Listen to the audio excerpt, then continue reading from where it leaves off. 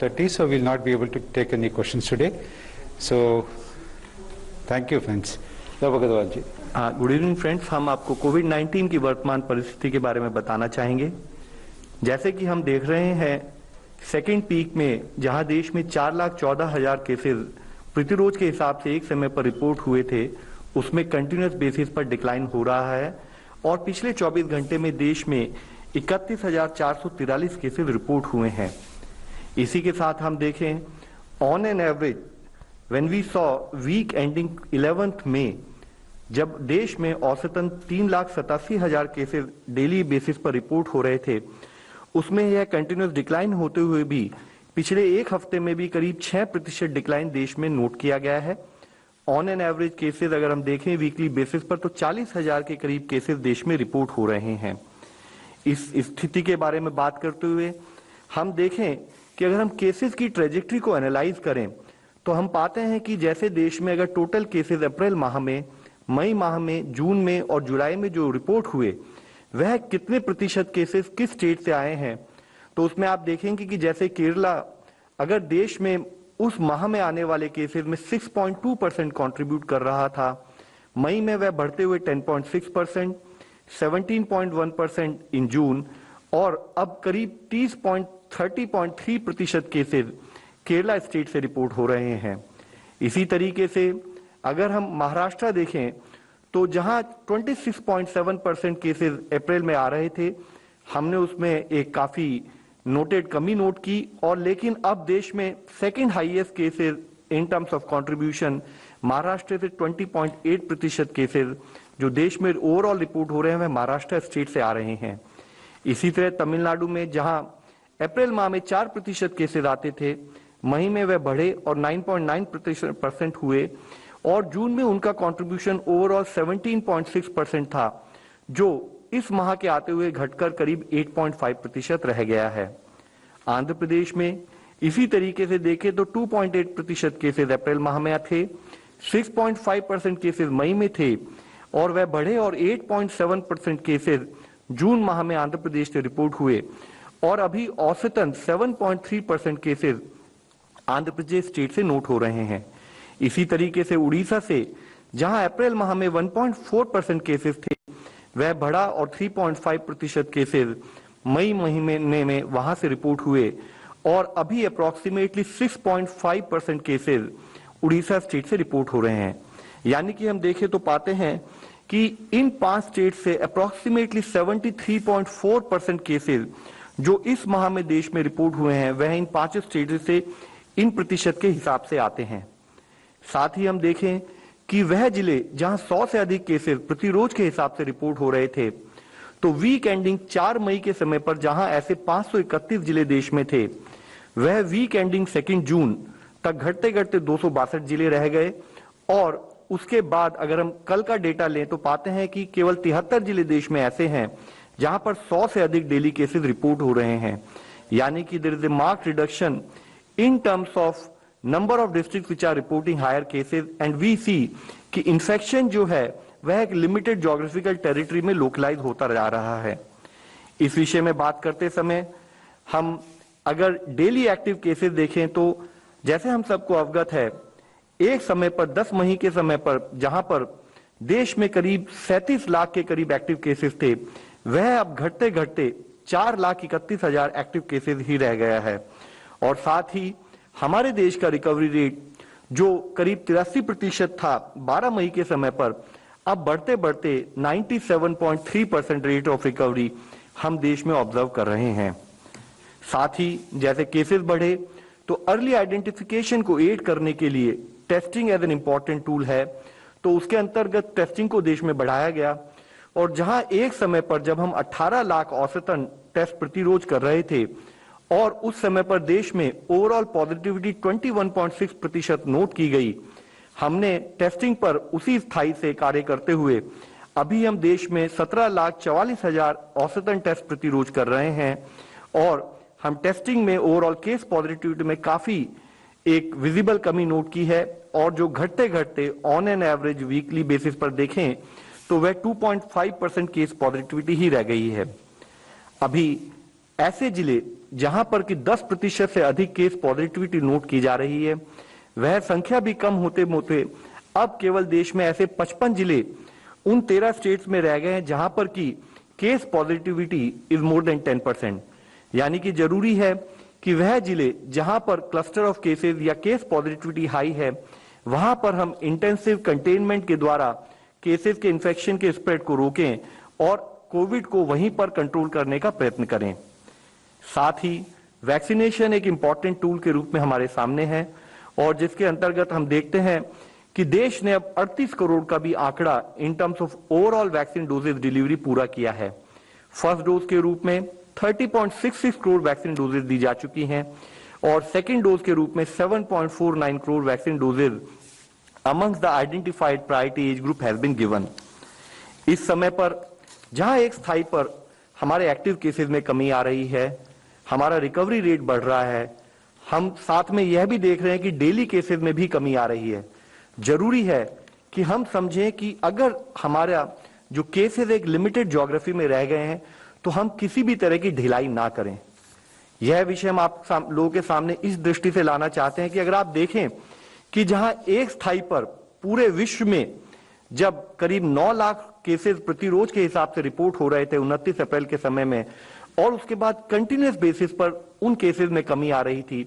तो पिछले कुछ दिनों से ग्लोबली विश्व में भी हम केसेस में एक ग्रोथ नोट कर रहे हैं। Higher number of cases are getting reported across the world which remains a cause of concern. और उसी को हम further state country wise analyse करें तो हम देखेंगे कि जैसे यूनाइटेड किंगडम में जहां पर एक पीक आई थी इन फरवरी और 59,000 केसेस के करीब रोज केसेस रिपोर्ट हो रहे थे, वहां पर केसेस कम होने के बाद फिर से एक distinct rise in cases note किया जा रहा है और करीब 34,000 के करीब केसेस प्रति रोज के हिसाब से रिपोर्ट हो रहे हैं। सिमिलरली अगर आप देखें इसी तरह से रशिया में जहां 28,000 केसेस एक पीक के समय में आए थे, तो वहीं पर एक distinct peak in terms of 25,000 cases, एक हाई सर्ज कैटेगरी और एक हाई सर्ज फैक्टर हम वहां पर भी नोट कर रहे हैं, यानी कि उस देश में भी केसेस बढ़ रहे हैं। अगर हम अपने आसपास के देशों में देखें तो वहां भी आप नोट करेंगे जैसे बांग्लादेश में एक पीक जो 7,000 केसेस के करीब थी, अब जो नेक्स्ट पीक हम ऑब्जर्व कर रहे हैं ऑन ए कंटिन्यूइंग बेसिस 13,000 से अधिक केसेस प्रति रोज के हिसाब से रिपोर्ट हो रहे हैं। इसी तरीके से जहां इंडोनेशिया में 12,000 के करीब केसेस प्रति रोज आ रहे थे, अभी एक सर्ज कैटेगरी नोट करते हुए वहां पर भी 40,000 से अधिक केसेस प्रति रोज के हिसाब से देश में रिपोर्ट हो रहे हैं। यह हमारे लिए कॉज का विषय है। हमें समझना चाहिए कि हम अपने देश में और बाहर देशों में केसेस की ट्रैजेक्टरी को समझते हुए किस तरह की सावधानी हमें बरतनी है ताकि इन्फेक्शन हमारे देश में फिर से ना फैल सके। इसी संदर्भ में हम आपको बताना चाहेंगे कि जैसे आप देखें कि कुछ स्टेट्स हमारे देश में भी ऐसी हैं जहां पर कि अब हम एक फर्दर सर्ज इन केसेस नोट कर रहे हैं। उदाहरण के रूप में देखें मणिपुर, मिजोरम, त्रिपुरा, अरुणाचल प्रदेश, और इसी तरह कुछ स्टेट्स ऐसी है जहां पर केसेस में कमी तो आई है लेकिन एक प्रोपोर्शनेट रिडक्शन, जैसे कि ओवरऑल देश में केसेस में कमी आई है, उतना ना होते हुए वहां पर एक प्लेटो के रूप में केसेस अभी भी रिपोर्ट हो रहे हैं। और इसलिए जरूरी है कि कंटेनमेंट पर हमारे एफर्ट्स उसी स्थायी से बने रहें। इसी संदर्भ में जैसे आप सबको अवगत है, हम देश के स्थायी पर कंटिन्यूअस बेसिस पर इवॉल्विंग सिचुएशन को मॉनिटर करते हैं और स्टेट से डिस्कस करते हुए कैसे क्या एफर्ट्स किए जाएं ताकि हम कोविड को मैनेज कर सकें, उसके बारे में चर्चा करते रहते हैं। हमने पिछले कुछ दिनों में कुछ सेंट्रल टीम्स भी 11 स्टेट्स में डिप्यूट की हैं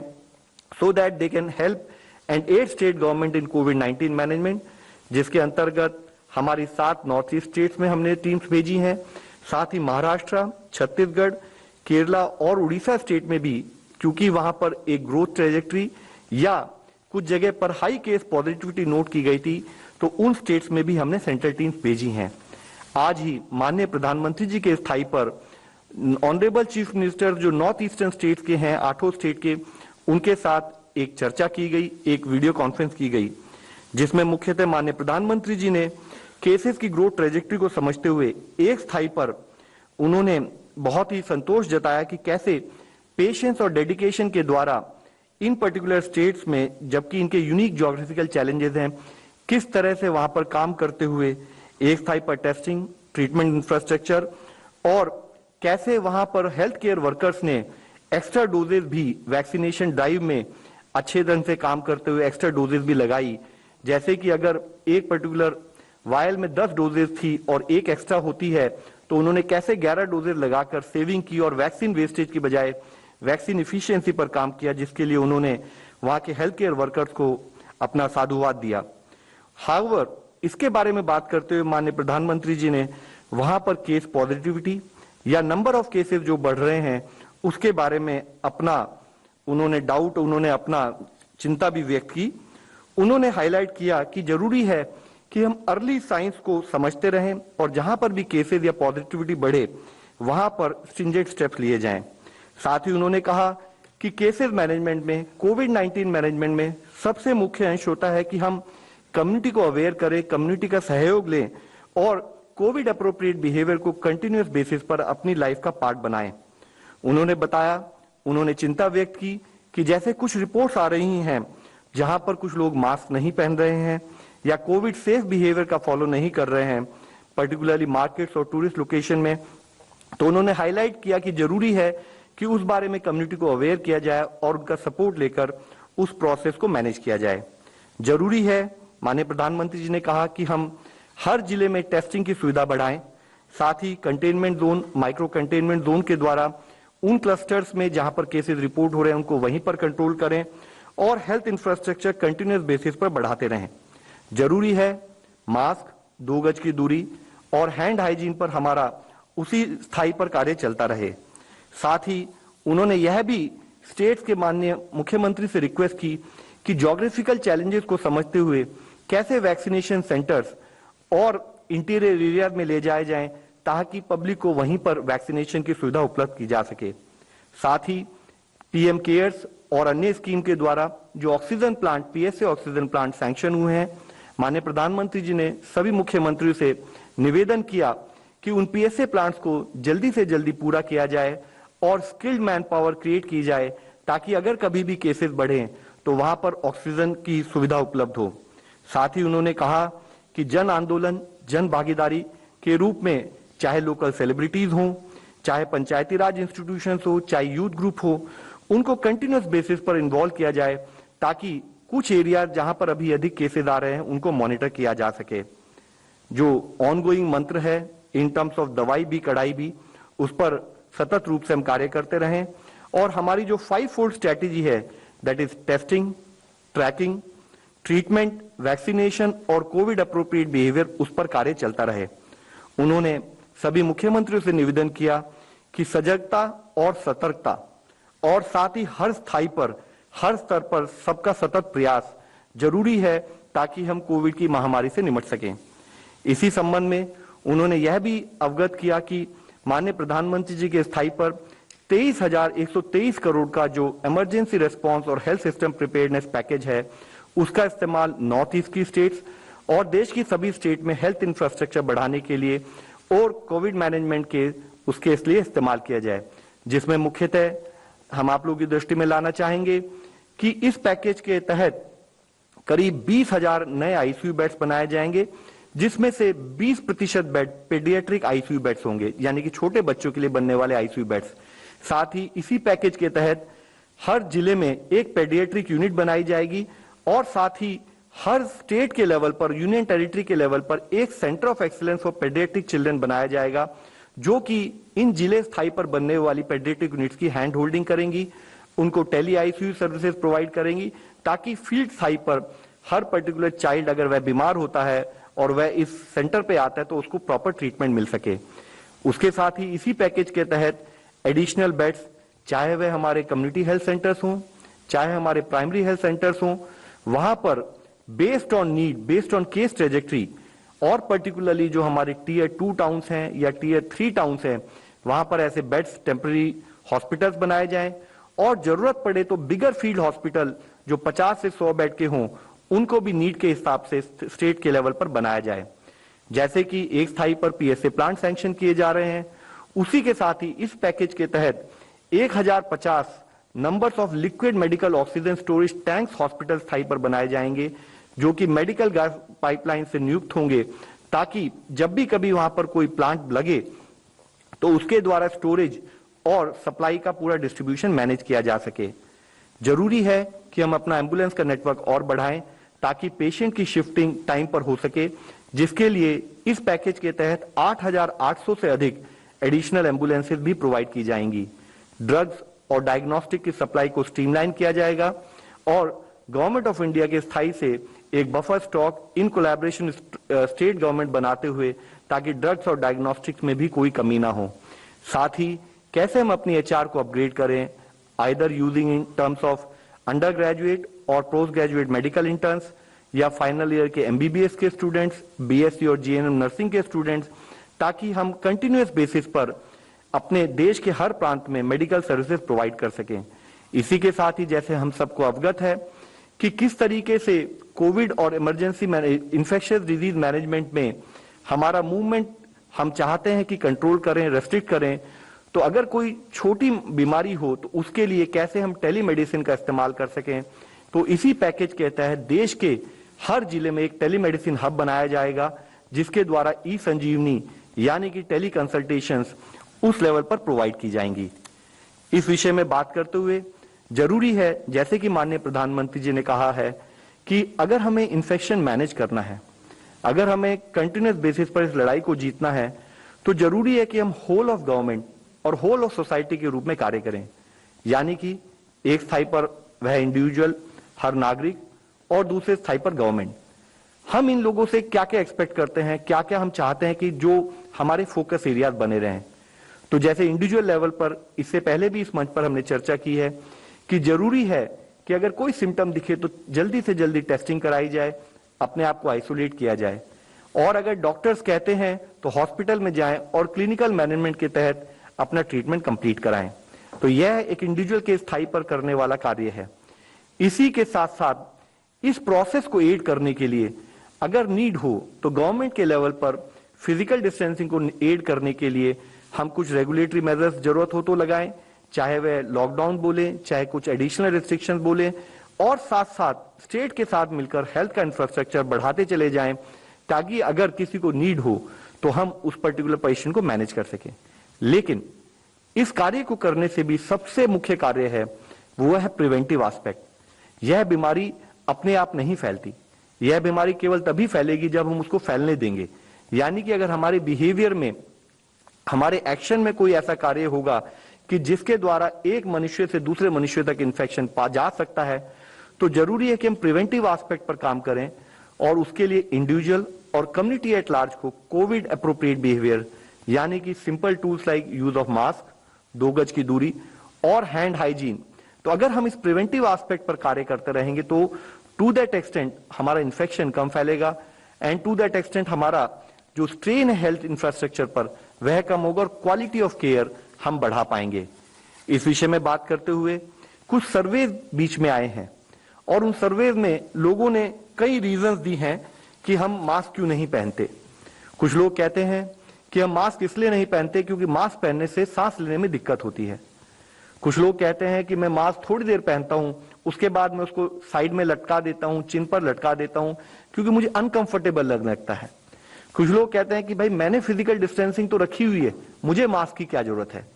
और यहां तक भी कुछ लोग ऐसे कहते हैं कि मास्क वास्क पहनने से कुछ नहीं होगा, मास्क से कोई फायदा नहीं है। तो अभी भी 1.5 साल से जब हम इस बीमारी से पूरा देश और पूरा विश्व जूझ रहा है, हम इस टाइप की भ्रांतियां, इस टाइप के कारण फील्ड में देख रहे हैं, जिससे कि लोग मास्क को पहनने में थोड़ा कतराते हैं।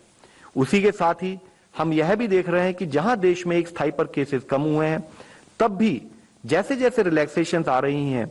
Gross violations in terms of Covid safe behaviour, in terms of either use of mask और फिजिकल डिस्टेंसिंग नोट किया जा रहा है। चाहे वह दिल्ली हो, चाहे चेन्नई हो, चाहे चंडीगढ़ हो, चाहे महाराष्ट्र हो, देश के भिन्न भिन्न प्रांतों से इस टाइप के बहुत सारे फोटोग्राफ मीडिया के द्वारा ही सब जगह सर्कुलेट हो रहे हैं, जिसमें यह दिखाया जा रहा है कि किस तरीके से कुछ प्रांतों में, जबकि अधिकांश जनता, अधिकांश नागरिक फॉलो करना चाहते हैं कि कोविड सेफ बिहेवियर रखें, लेकिन कुछ स्थाई पर कोविड सेफ बिहेवियर का फॉलो नहीं किया जा रहा है। यह समझने की जरूरत है, हम थर्ड वेव के विषय में कई बार बात करते हैं, तो एक न्यूज हेडलाइन में आप लोगों के सामने प्रस्तुत करना चाहूंगा, जिसमें यह कोट किया गया कि हम 2 साल से घर में थे, तो वो हमारे लिए जेल के समान थी। अब यहां भीड़ कितनी भी हो, लेकिन हमें कोविड का डर नहीं है। हम यहां इसलिए आ गए ताकि थर्ड वेव से पहले एंजॉय कर सकें। यहां हम आप सबसे एक विनती करना चाहेंगे कि जब हम थर्ड वेव की बात करते हैं, तो हम थर्ड वेव को मौसम के समाचार की तरह से, वेदर अपडेट की तरह से सामान्य रूप में ले रहे हैं। हम उसकी गंभीरता और उससे संबंधित अपनी रेस्पॉन्सिबिलिटी को शायद जिस स्थाई पर समझने की जरूरत है, वहां पर कुछ चूक हो रही है। यह मॉनसून की बारिशों से आने से पहले कहीं हम घूमने चले जाएं, या ऐसा कोई सिंपल आचरण नहीं है, बल्कि वायरस वर्सेस ह्यूमन बीइंग, इसके बीच चलने वाली कंटिन्यूअस लड़ाई है। इसलिए जरूरी है कि हम सब यह समझें कि थर्ड वेव प्रकृति से ज्यादा हमारी प्रवृत्ति पर डिपेंड करेगी। यानी कि जरूरी है कि हम कोविड एप्रोप्रिएट बिहेवियर या उसका फॉलो ना करें, उसके बेसिस पर कौन सी वेव आएगी, कितनी इंटेंसिटी से आएगी, उस पर डिपेंड करेगी। तो हमारे सामने जरूरी है कि हम यह ध्यान रखें कि हमारी चॉइस क्या बनती है। क्या मैं मास्क को इसलिए ना पहनूं क्योंकि मैं ढंग से उसके साथ सांस नहीं ले पा रहा हूं? क्या मैं अपने आप को आइसोलेट इसलिए ना करूं क्योंकि मैं अकेले घर में बोर हो गया? क्या मैं अपने मास्क से फेस कवर होता है तो मैं इसलिए ना पहनूं? क्या मैं वैक्सीन इसलिए ना लूं क्योंकि किसी ने भ्रांति पैदा की है, झूठी भ्रांतियां, कि अगर लेते हैं तो फर्टिलिटी इंपैक्ट हो जाएगी, लेते हैं तो मैग्नेटिज्म आ जाएगा बॉडी में, या ये वैक्सीन सेफ नहीं है, या यह समझें कि हम एक हाईली इंफेक्शियस डिजीज जिसने पूरे विश्व को आज लड़ने पर मजबूर कर दिया है, हम उस बीमारी से लड़ रहे हैं, और यह लाइफ के एक नए नॉर्मल के रूप में कोविड एप्रोप्रिएट बिहेवियर हमें अपने जीवन में समाहित करने की जरूरत है। और अंत में यह हमारा ही निर्णय होगा कि हम किस डायरेक्शन में ओवरऑल कोविड मैनेजमेंट की लड़ाई को ले जाना चाहते हैं। धन्यवाद। जरा सोचिए। डॉक्टर वी के पॉल। धन्यवाद, थैंक यू सो मच। किसी और कार्यक्रम की वजह से 4:30 कंक्लूड करना है। हाईलाइट करना चाहूंगा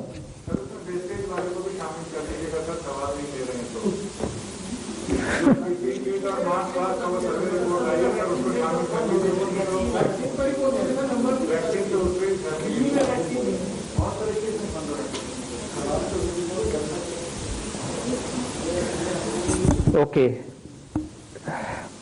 पहली बात है कि दुनिया में एक थर्ड वेव दिखाई दे रही है।